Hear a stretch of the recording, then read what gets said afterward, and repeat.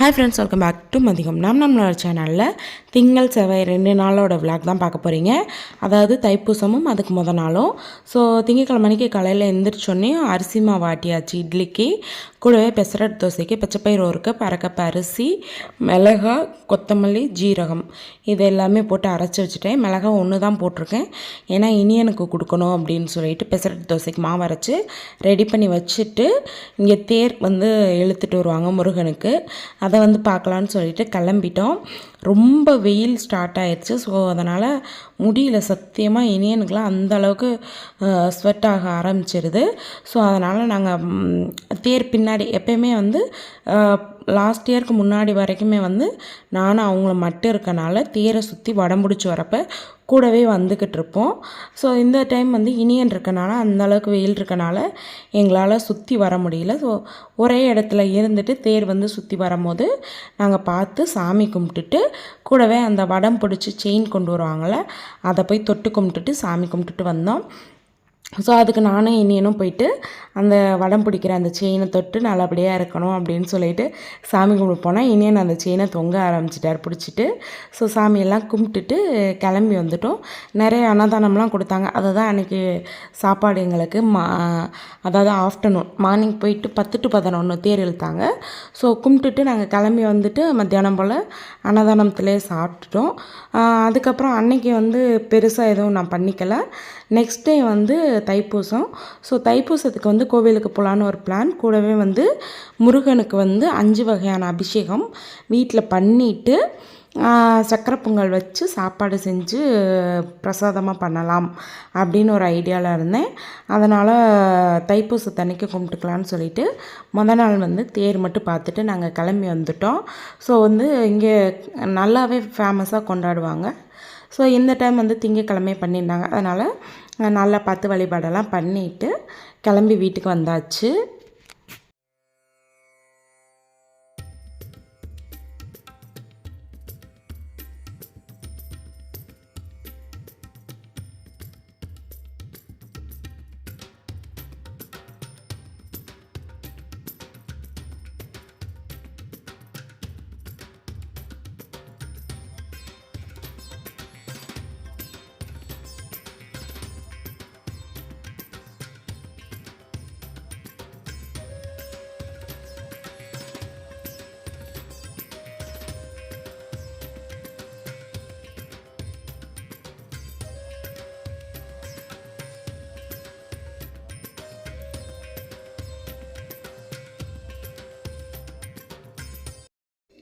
So next day morning Thaipusam செவ்வாய்க்கிழமைக்கு வந்துருந்துச்சு. So அன்னைக்கிங்க காலையில் ஒரு ஸ்டார் போட்டு நடுவில் வெயில் இருக்க மாதிரி கோலம் போட்டுட்டேன்.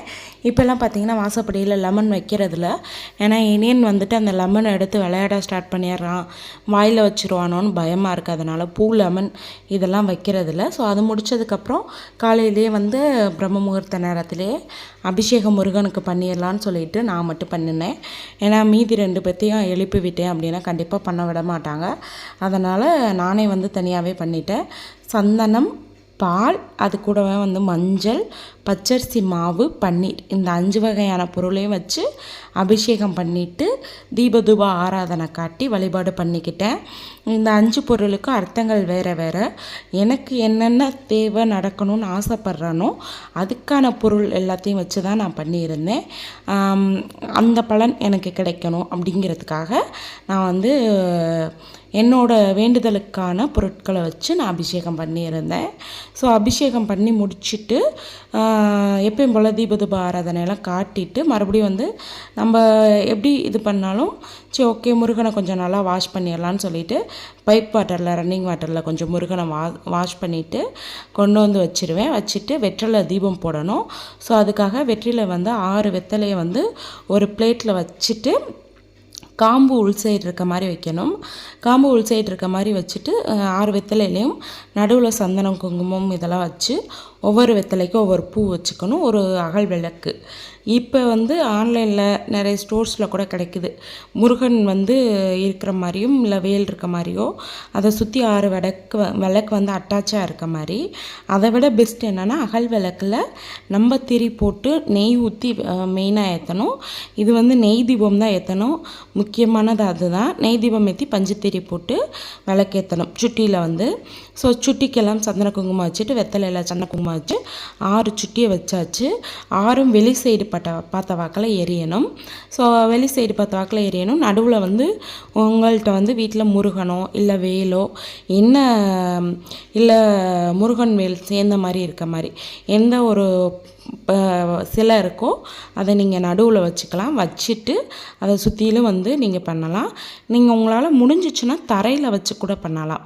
தரையில் மாக்கோலம் போட்டு பச்சரிசியில் மாக்கோலம் போட்டு அதுக்கு நடுவில் முருகன் வச்சு சுற்றிலாம் 6 வெத்தலை வச்சு கோலம் போட்டு பண்ணலாம்.